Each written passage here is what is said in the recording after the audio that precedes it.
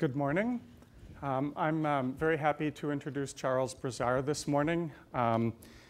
He is the Director of Innovation for GAD, Innovation Consultancy in Sao Paulo, Brazil. Actually, it's the GAD group, I think it's called, and it's the largest design firm in Brazil. They have about 200 employees. They have divisions for branding, communications design, environmental design and packaging, product design, work with many of the largest companies around the world and whatnot. And Charles runs their innovation practice.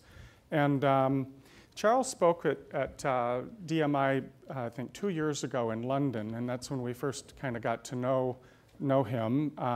I was intrigued because he has a PhD from IIT in design planning, yet works in Sao Paulo and in Brazil. And so I really wanted to kind of bring that perspective to our audience. And he's just a fascinating person. I have to say, a little cross between designer, strategist, and philosopher and mad scientist, which makes for a very amazing combination, very philosophical approach to work and to business and to client management. And he just published a book, and where he's focusing a lot of his energy now in the leading the innovation practice is in the area of developing innovation cultures.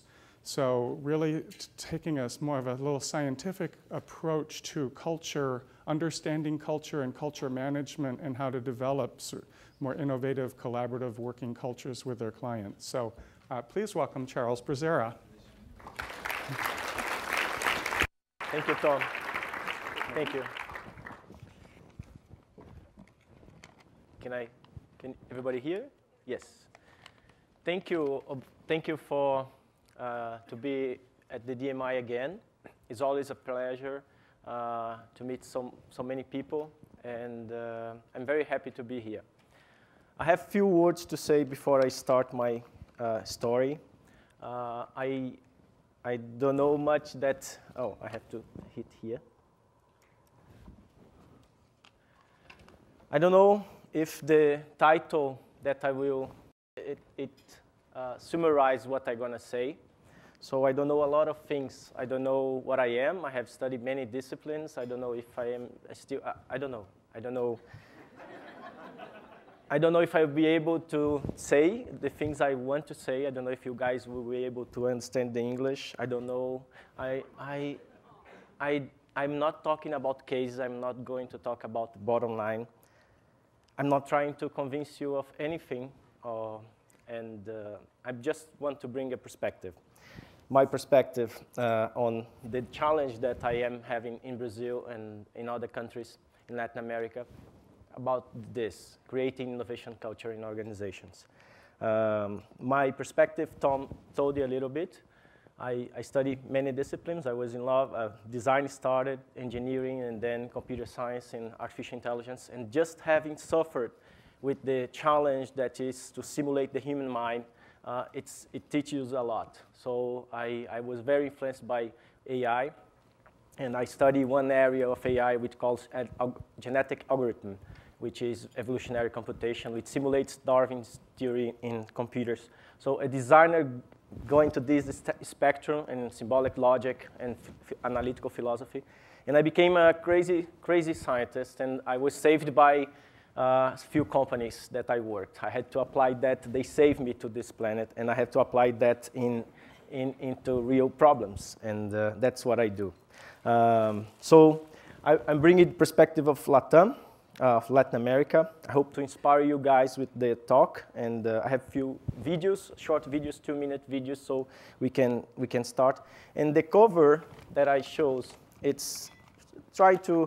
think it relates to what I'm going to talk about. The whole, the meta agent, the parts, the individual, the population, the synchrony, the laws, the order, the chaos. That's what I'm going to bring. Let's start where I come from. I come from this city and a very complex environment. So one can see two sides of this. So this is the same city, one picture, and from Brazil, from São Paulo. And you have one style of life, another life here, and Brazil is going through a very powerful economical change right now. So many companies and the business, the economy is very excited. We have the Olympics, the World Cup there. So it's a very interesting environment right now, very complex. And the picture here tells a lot. We have very rich, very numbers, big numbers. We just passed US in cosmetic industry and the other industry. So Brazil is really booming right now. And one can see, and I work for two sides here, for companies and for two spectrum here. And I start to see this fence as wrong. I start to see there is no fence. It's just the way we think is the fence. So it's a very philosophical way. So of course, it's changing. Brazil is changing right now. And we have to be careful because we have better soccer players than politicians. But we don't know what's going to happen, right? So this is the context I come from. There's a lot of chaos, a lot of order, we have São Paulo, it's a crazy city, and we have the Amazon. So extremes. And that's what I also want to talk about, extreme views and perspectives. I have two fundamental questions to start. That's what I love, questions. All my life, it's just the questioning. And the clients come to me with this type of questions. And I kind of summarize here, I don't know even if the spelling is right here, but one, why is it so difficult to innovate?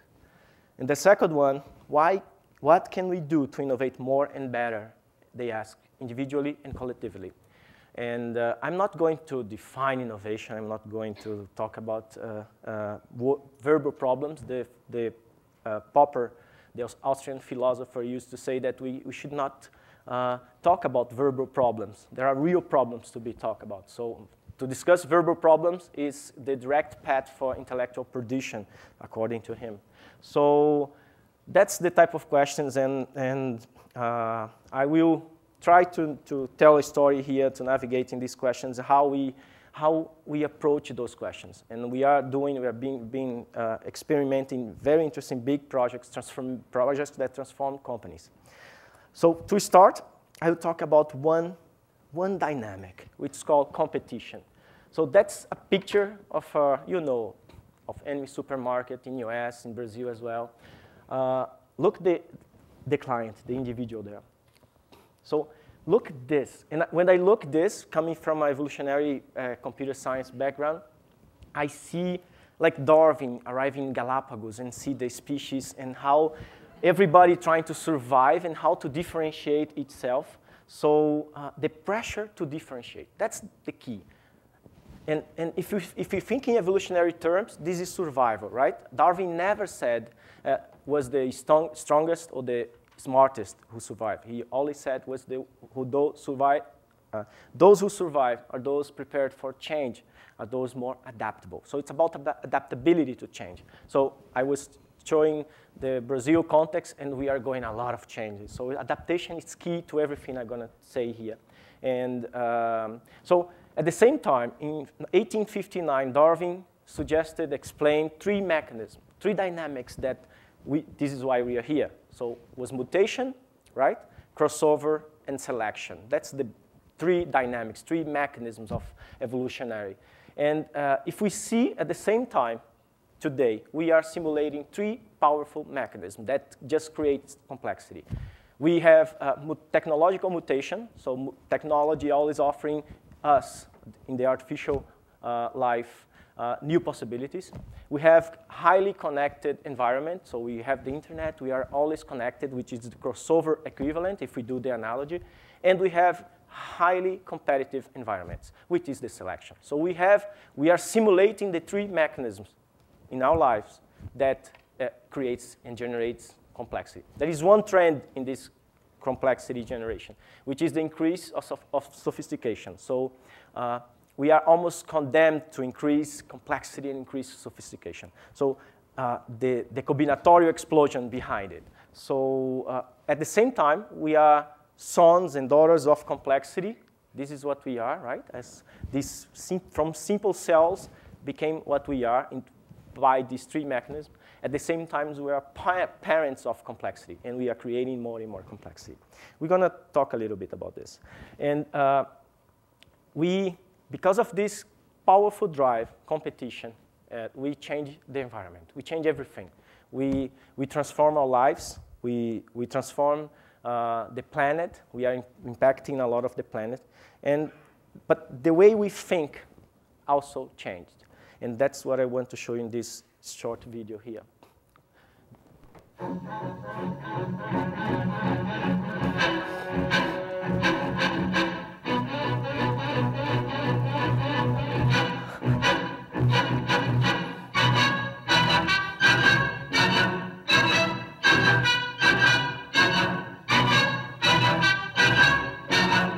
bench 5, check on the nut tightener. Nuts coming through loose on bench 5. Attention, foreman.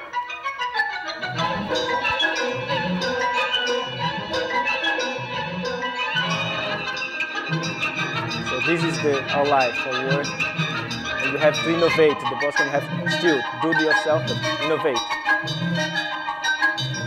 Don't reflect. Come on, come back. So I think this guy, this genius, in 1936, he alerted us that something would change, not only the environment. It's easy to see the impact on the environment, but it's hard to see the impact in our minds. We have designed, in the industrialism, in the Industrial Revolution, we have designed a completely new planet. We transform the way we live, the way we work, the way we treat the disease.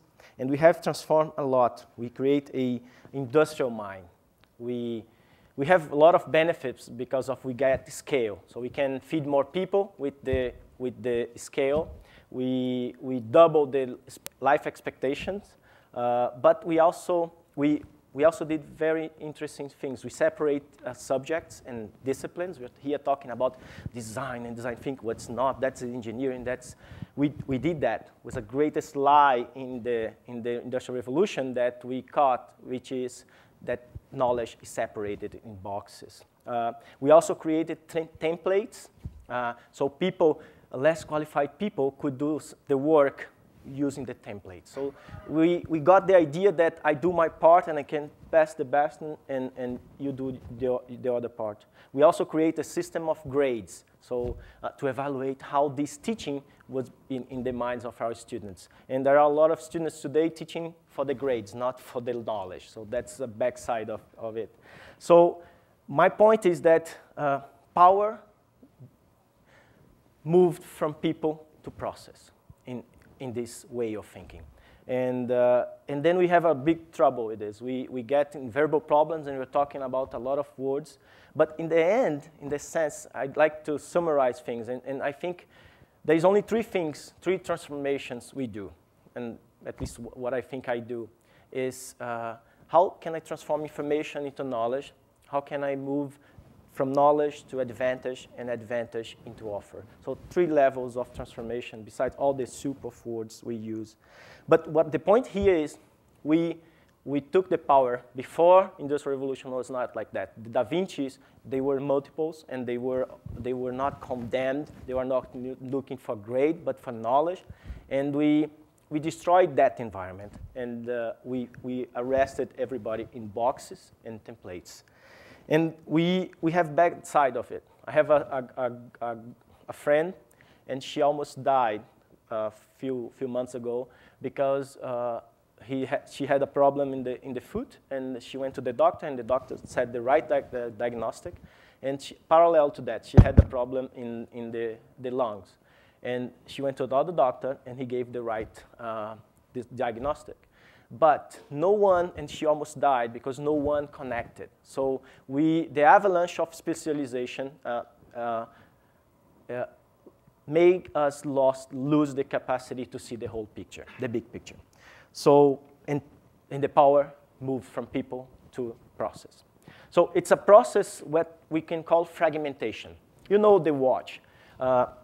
In the 19th century, the analogy, or the metaphor of the watch for the life was very used. I don't know if there is even Dawkins' books, The Blind Watchmaker. So if there is a watchmaker in this thing, the religion was using this metaphor of watch. But quantum physicist David Bohm, who I really respect, he said, we are not decomposing the watch. We are not, one thing is to break problems and decompose, and then you're able to put it back. What we are doing is fragmented. It's like getting a hammer in a watch and breaking it apart, and we are not able to put it together. We are breaking things which are not supposed to be separated. And it's creating a lot of problem in companies, and I see this power of this way of thinking. So we are breaking things which are not really separated, and because of that, we're still asking why so difficult to innovate. The bureaucrats think that they can treat innovation with a stamp, a certification. So this company is innovative, and a stamp, like they did with quality, the ISO, the certification. But it's completely different. Quality, we can control, we know the variables. Innovation is about the unknown. You don't know the variables, you don't know how to measure, and how to prepare people for that. So it is about people, it is about the individual, and it is about the culture, about the whole thing. So it's one mind, and it's a group of mind. It's about the culture. Culture in this sense, I'm talking about as a glue. I don't want to define culture, but as a glue of society. It's the shared meaning. So if three people are together and they share the same meaning of something, they are creating a microculture. So we here, we can be a culture. We are a culture. So many companies come to us and say, oh, I want to become more innovative and to produce more innovation. And say, okay, do you have the innovators? So I think innovators come before innovation. And it's hard to people think that. They think that machines, process, technology will solve the problem. And I say, no, it's people. The right door to enter the subject of innovation in companies is not engineering, it's not marketing, it's not product. It should be HR. It should be its people subject. So how to bring HR and to see the CEO understand that it is people. So how to create this innovative culture? That's not easy. It takes time. I don't think we need to train anything. We don't have to bring something new, learn new techniques. For my perspective and what we are doing, it's about unlearn the wrong things, the fragmentation mind that we got stuck. So it's about unblocking. Popper used to say we are students of problems, not disciplines. That, for me, is very powerful. So it's not about the disciplines, what problem you have, and how many disciplines we use to solve the problem. So how to unblock people, how to prepare them for the unknown, how to unrest this capability. Minsky, the computer side, the artificial intelligence, he suggested very funny, wonderful bugs that still affect our minds, our greatest mind. So few ones here. Obsessive preoccupation with inappropriate goals, inattention and inability to concentrate, bad representations, excessively broad or narrow generalizations, accumulations of useless information, superstition, unrealistic cost-benefit analysis, unbalanced or fanatical search strategy, formation of defective categories, inability to deal with exception to the rules, improper stage of development, living the past, unwillingness to acknowledge loss, depression or maniacal optimism, and excessive confusion from cross-coupling. Many people get very confused when they change many subjects. Oh, I cannot handle it. That's maybe why they use jargons and everything to protect. It's a defense mechanism. So our minds had a lot of things to do to clean up, to unblock this. And how can we do that? So I think how to do in a company, how to take these blocks. And I want to tell you one experiment. This is my son. It looks maybe like me, many people. So I think it has a lot to do of having a child's mind. So I will tell you an exercise that I did. I really being a computer crazy AI and having worked with AI, to have a child was a cognitive experiment. I could see how the inputs affected the outputs, and I see this learning process happening, so I really prepared myself to be a father. And I was reading Bertrand Russell, How to Educate Child, and he divided the book in the education of the intellect and the education of the character. And so all these issues I was dealing with. But, and I had this son, and when he was 2.5 years old, we started accidentally on one exercise. So I was putting him to bed, and he asked me a question, and I answered the question, basic question, and I don't even remember which question was, but I answered the question, and I noticed that he did not pay attention. So I was very worried. I said, look, this guy will be anywhere if he doesn't focus and concentrate, right? So I decided to do one activity, which was, let's do a deal here. Every night, you have the obligation, the right to ask one question, and I will explain it. But I will ask questions about my explanation. That a small oral text before going to bed. So and he accepted because he was very curious and started asking questions.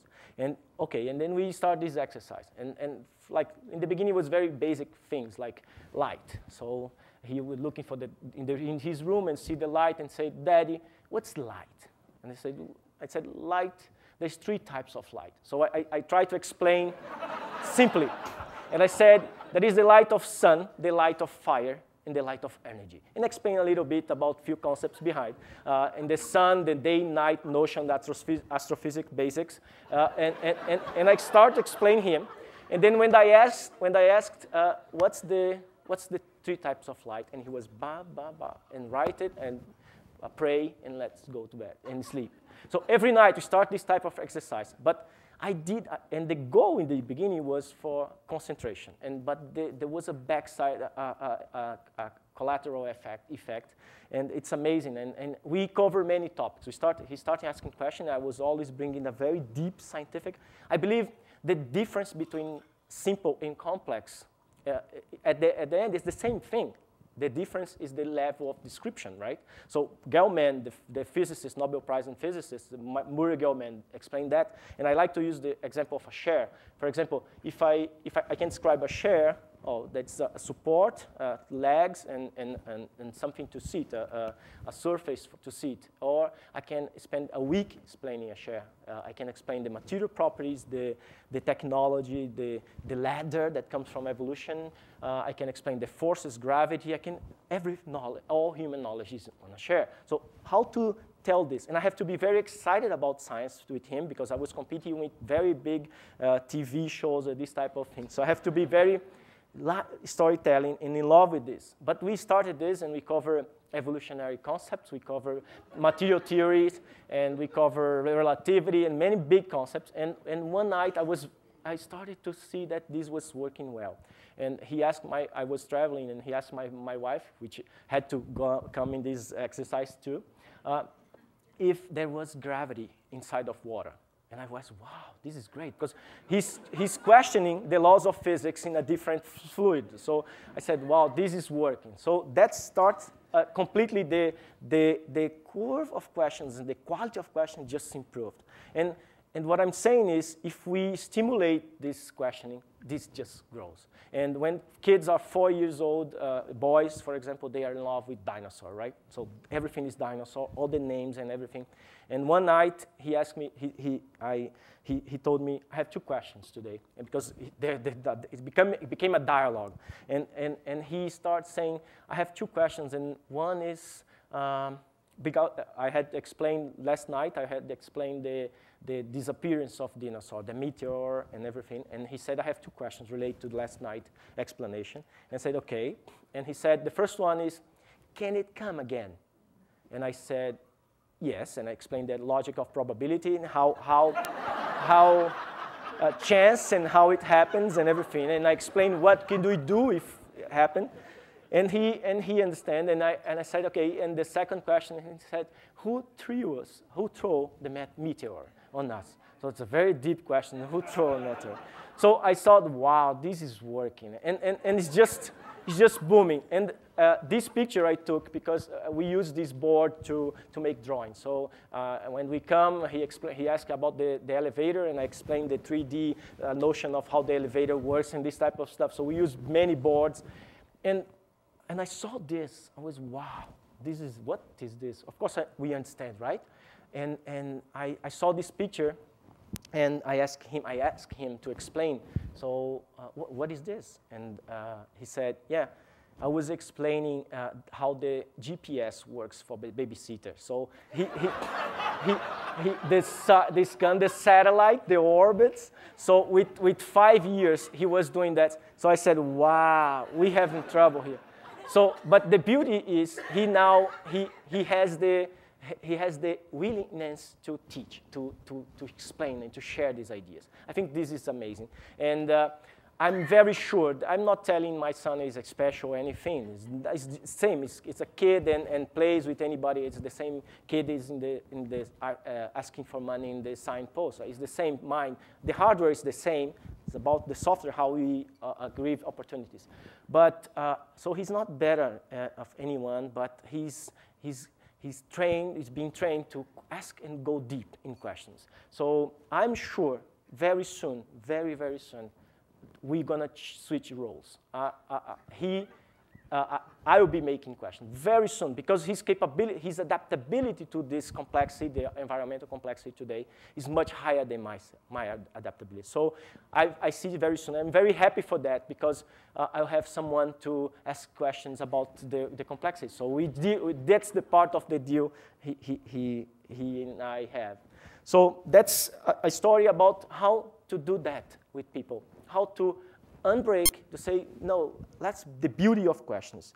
So I see we are all divers of complexity. We dive into complexity and try to model. That's what we do. We model things. We try to model, to compare, to dialogue. We model to understand, to see what information we have, to see the information that we don't have. So I see when someone asks what you are, I say, I'm diver of complexity. It's like James Bond. I'm Bond, James Bond, something like this.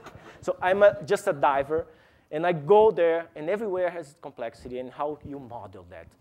And I think we have to be comfortable, and people are not comfortable not knowing, because we were trained by that industrial mind that we have to control things, we have templates, we have to measure, and we have to know and see what the results are. We just got stuck on this. And we lost this ability to explore and to be okay not knowing, to not be frightened not knowing. I love the physicist, the holistic physicist, Dave Peat. He said, when I don't know is where the opportunity for beauty and creativity appears. I think innovation is how comfortable you are with not knowing, with the blank page, with I have no idea. So I have clients that come to me, and I'm very honest to them and say, look, I have no idea where we go here in this project, but I figure out, let's take them to the risk, bring them to the risk, and show the beauty of not knowing and not be frightened. So that's something that you have to do. In chess, chess, in a jazz master, he has to think to 18 moves ahead.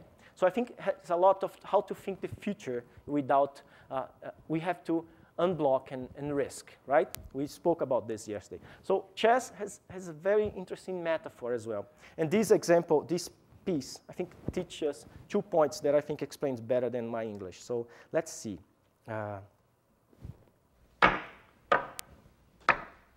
Mate is 4 moves from the position in front of you. Don't move until you figure it out in your head. Don't look to me for a hint. I can't do it without moving the pieces. Yes, you can. Clear the lines of men in your head, one at a time, and the king will be left standing alone, like a guy on a street corner. Here, I'll make it easier for you.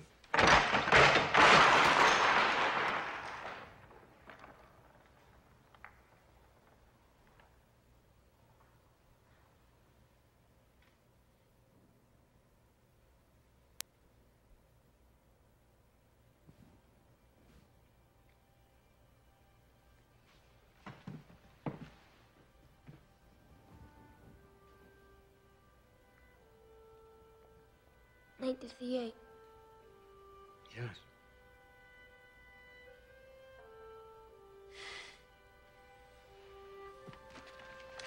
So open, no help, the unknown. And now the second point.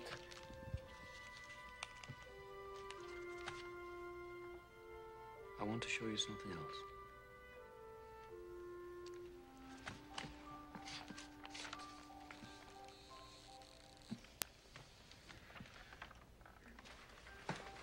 This is very rare.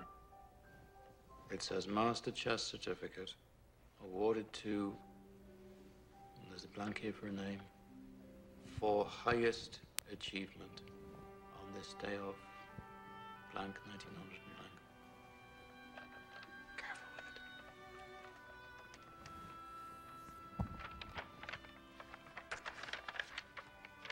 it. It's a mysterious and powerful thing. It's only been given out, I don't know, a few times in history. And then only to those who achieve a lot of masterclass points. Then there's a big ceremony and so on. How do you get masterclass points? You earn them. You just earned 10 for that knight to C8.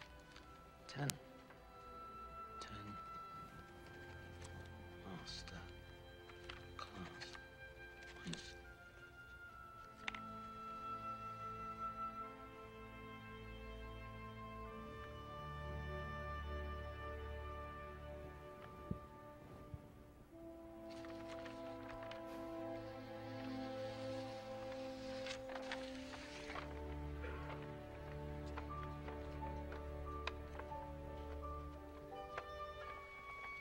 So the point here is how to motivate people to explore the unknown. We are pressuring them to explore. We say, let it go and innovate, but the risk is yours. How divide the risk? How align a vision for the future that the individual mind understand and they want that as well. So it's about alignment of the future. If we are in a group, how can the leaders align and show a picture of the championship, of the victory, that people feel involved and listen. So I think there's 2 points here. It's open the page, no help from templates, and motivate people. I see organizations as complex adaptive systems. These are examples of complexity adaptive systems of life, a game, and a company is also like that. Many agents, meta agents, and how they interact with other companies that are also adaptable. So the goal, in fact, is to make the organization become much more efficient in this. What are the functions of complexity? And I would say it's 3 functions. 3 or 4, self-organization, how they self-organize, how they replicate learning and adaptation. So how you do that in a company, how you increase learning, how you increase adaptation, how you help them self-organize. So a good team can do that. So you have the power, the flexibility to do that. So this is how we are. I don't tell the clients this, of course, I'm telling you guys, but it's behind, there are specific goals to make them more adaptable. Misinformation is like a cancer, and that's the way we see things in organizations. It's very fragmented today. We see departments fighting against departments, and so how to do that? How to break this disease? And one strategy is avoid that. So sometimes it's too late. Sometimes we have to treat with medical intervention. We have to put everybody together, and I will tell you about the method we use to do that. And the other way is to develop the immune system of the organization, this process that they can see what type of dogmas and rogue information they are. So the denial of creative potential brings a lot of frustration, dissatisfaction. And I think everybody has the potential for creativity, everyone in their organization. And we cannot deny this because the motivation, the frustration comes. And in society as a whole as well. So the big risk is fixed assumptions. So the biologist, Chilean biologist Humberto Maturana used to say that when one human being tells another human being what's real, what they are actually doing is making a demand for obedience. So Aristotle used to say, it is the mark of an educated mind to be able to entertain a thought without accepting it. So this ability to consider different opinions. These two guys, one you know more, Einstein and Niels Bohr, they were very friendly in the beginning. But as this is one of the last pictures they have together. And one is explaining everything, the macro, the relativity, right? The other one, Niels Bohr, explained the quantum mechanics, the rules. He solved the basic laws.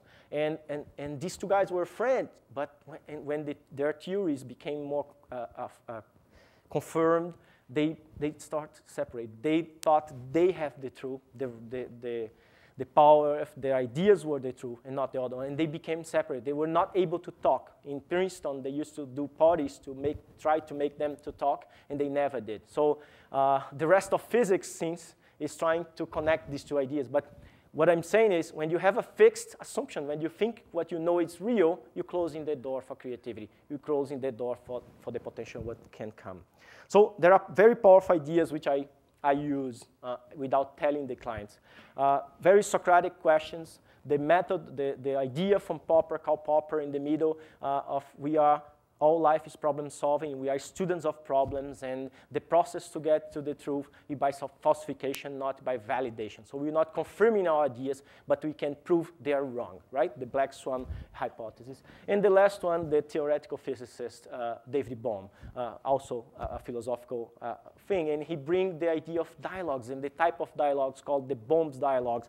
I am applying there. It's very, very difficult, and I'm applying exactly to the rules. I'm going to do a few adaptations. The clients had no idea they are engaging in this type of Bohm dialogues, which are very deep. And it involves a method that was created by the Greeks. I mean, I'm talking about dialogue, about trying to get coherent meaning, a way to confront old dogmas and to have a participatory conscience. So the idea is not, there is no judgment, there is no defending, no need to defend. We have to take this out. And the goal is to help understand what is in each other's mind. So it's play with suspended idea to be groundless. And there is no posted, there is no dynamic activity. It's just going deep into the problems and navigating. There is too much trouble there. You don't need to feel support. It's intellectual challenge. So we can stay 2 days in a group of 40 people, very deep into questions. There is a video here which I want to show you very quickly, a piece of this, and I'm closing soon.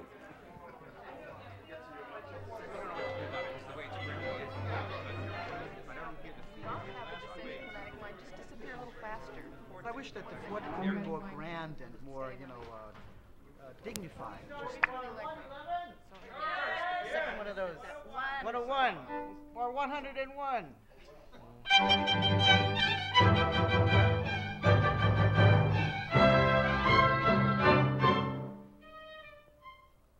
The Orpheus model is never boring. The idea of Orpheus is that we take symphonic repertoire, play it with chamber music techniques. And what that means is basically that the musicians take over the role of a conductor. Each one of us is as responsible as a conductor for having an interpretation, knowing the score, and being able to discuss those ideas with your colleagues. That's something that's very unusual in an orchestra setting. While it's very exciting, it's also a real challenge to come out with a conclusion and a plan for execution. There needs to be a clear chain of command. You've got to have defined roles. And you really need to create a group consciousness. It starts out with just the core of players who are the principal players for that particular piece, which is different for every piece. And once that gets developed within the chamber music group, the small group, it's then transferred to the large group.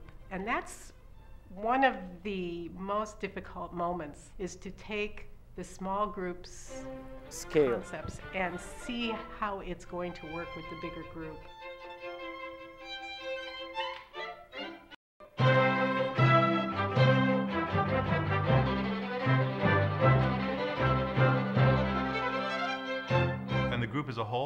may sometimes reject some of their ideas, argue, question, deepen. And so every member in the rehearsal process and on stage absolutely has a say. I'd like to tell the story of when I first played with Orpheus, the very first time. I was very young then, and I'm standing in the doorway very shyly because, as I say, I didn't know anybody. And I see people are laughing, they're telling jokes to each other, people are playing licks for each other, playing things on the violin, just chaos everywhere. And I found that absolutely amazing, that we can start from nothing and end up with something that people really want to hear and that we all enjoy so much. So that's the point. Chaos is not that bad as we think. And we are just thinking that we control the variables, but there is beauty there. And still, it's free, it's communication, there is no need of leaders. There are Indian communities in Brazil that they use these talking circles, and they have letters or sticking wood type of to say that you have the authority to speak. So they have dynamics to go into problems. So there is freedom to talk the way you think. You should talk from your heart. The autonomy of the circle is preserved. There is no dispute or argument between people without unproductible. So we are trying to do this type of things. And it's very challenging because sometimes we can solve all design problems of one company, but if up there one VP doesn't talk with the other VP, the two factions doesn't talk, nothing goes. It doesn't matter your business plan, your innovation strategy, you have to make people to see it and see each other's perspective. So that's very powerful, and when you get that, you get trust, you get synchrony and trust. The last thing I want to say is security comes from movement, not static positions. This Bohm reminds a story when he was a child that he was crossing a river, and the only way he was able to cross was by moving without stopping in each point, because the movement was helping to keep the track. So he got the insight that security doesn't come from static points, but from movement. So we have to be able to show people and show to companies that there is no mission, vision, and that you accomplish. It's a flow. You have to understand as a whole movement. And many people think that this is not capable, that people are not capable to doing that. So I want to show you a very extreme situation, which I want to finish, which is cities that abolished, how to say, traffic sign? Yes, traffic signs. Look at this. Public space is clearly some cities declining. in Europe are Shared space tries to tackle that by exploring some simple but often somewhat counterintuitive ideas of how you can successfully mix the movement of cars, vehicles, lorries with all the other important human and social functions of streets. So the level of accident dropped, the security increases. Look at this, this is the same city, the same time. This is with working the sign post, the traffic, and that's free, it's without energy. And look at this, the dynamic. Look at this I know, we know, right, the traffic. That, it's chaos. Look at the people gonna cross there. Free negotiation, look at what happened. Look what happened, free negotiation, and they just crossed. Look at this, and this is our life. This is what industrial mind told us. And that's chaos, right? But look how chaos is very efficient. So there is a beauty there. Look, there comes a congestion there. Look how they're gonna solve. Ta-da. Look at this. I think this is beautiful because we only think that we can control things that, red, you can go, and red you can stop, and green you can go, whatever you're making a phone call or whatever. When you do that, you always alert. You always able to give the right for someone else. You always, as should be, right? But we only think this way. And we have learned this. There are Six Sigma systems in India that achieve Six Sigma degree, and it's pure chaos of lunch delivery. You know, there is also Wikipedia. How many big companies try to create an encyclopedia of knowledge and everything, and they never achieved. But they spend a lot of money, and free a platform was able to do that. So what's the logic of chaos and control, it's very wrong. And we need to be able to understand and the beauty of this. So my point is, we are trying to do this in projects there, is to give power back to people. So it's not about machines, it's not about process technology. Good process is less process as possible. It's about people. I have a team, and I don't have even a meeting about what they are doing, but I know everybody, I know how they manage. So I focus on people instead of process. And because if I do the best process and don't have the right people, nothing will go well. So, so that's how we do. I think the process, the method is dialogue, is intellectual dialogue, and we can go beyond limits. We can control the anxiety. It takes more time, but takes more time. We have to change a culture. It's possible. It's possible.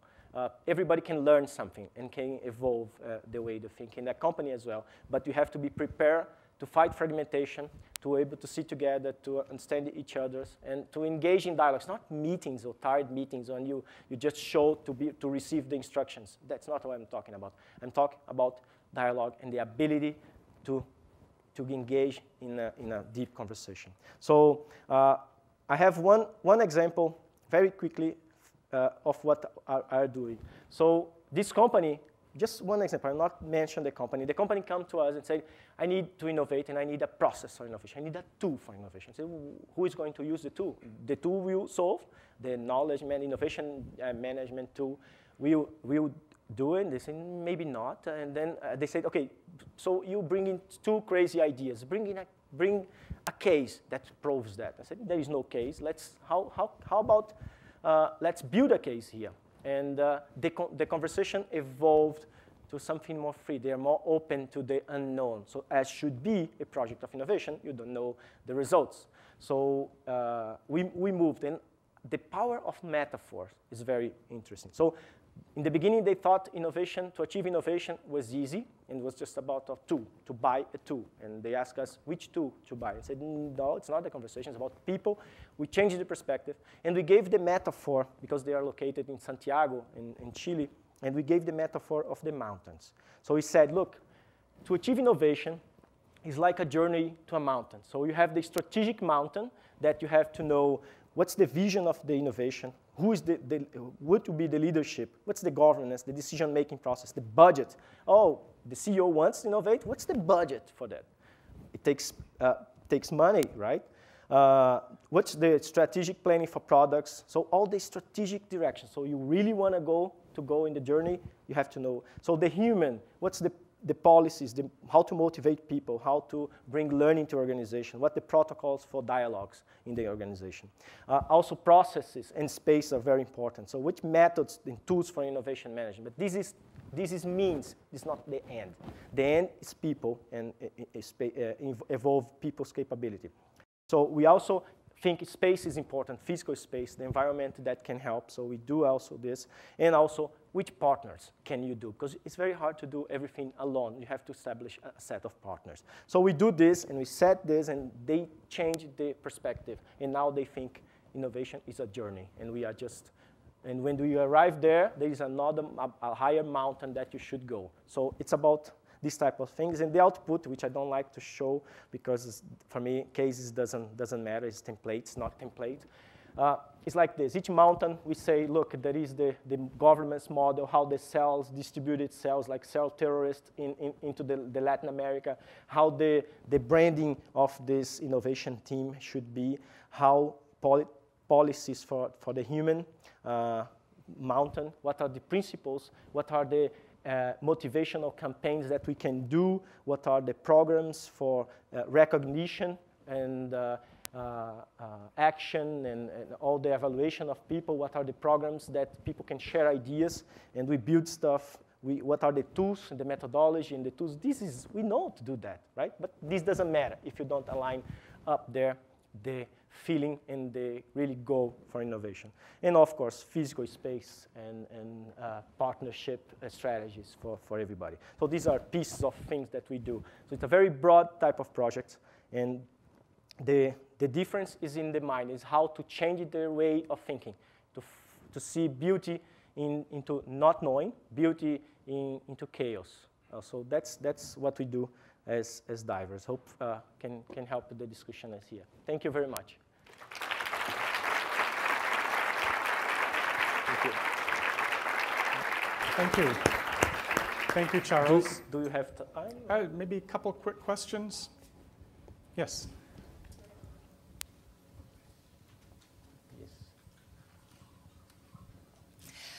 First of all, I want to say thank you. I'm incredibly humbled. I'm Tanya Peck from Microsoft, and I'm incredibly humbled just by all of it. I believe I'm a student of many of the things that you're talking about, including studying applied behavioral science. That's what my master's in, but I think the rest of my life is really the schooling. It's the continuous learning. So I was just really humbled, and if I could sign up to be your student, please, please, please.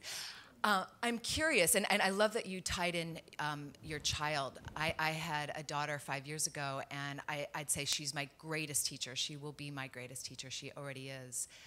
And in fact, we named her Tesla after Nikolai Tesla. So yeah, I see where you're going with the lab at home. My question for you is, would you be able to give us a specific example where you were working with a client that wasn't maybe on the same wavelength with you, and you had to get behaviorally specific with them? Like you had to get really authentic with them in the moment. I'm wondering if you'd be willing to share that moment. This is the case. This is not exception. This type of, that you have to go, that's how it works. That type of Chaplin video that I showed is the paradigm, is the way people are thinking today in almost all companies. And so I'm doing a project with one company that we did everything else. But when start touching about power, this team about power and people, organization structure, I spent 8 months and anything was accomplished. So I had to try different strategies. First of all, I tell them in the beginning of a project that I will be the child one. I will be asking the stupid questions in the first meeting. And I do that. And I let them laugh. But I go deep. And somehow I got like the Socratic method. You can unveil the mask when you do that. So I use this technique. And sometimes it doesn't work together, putting all together. So I have to do a backstage. So I do talk to each director and trying to find, like, I spent 8 months doing that recently, and we just got it. Because I was behind 6 guys, and I was seeing the point of view and trying to put in a model the common ground that everybody could give up a little bit. I felt like Bill Clinton into Cape with Arafat and Barack trying to negotiate a peace treaty.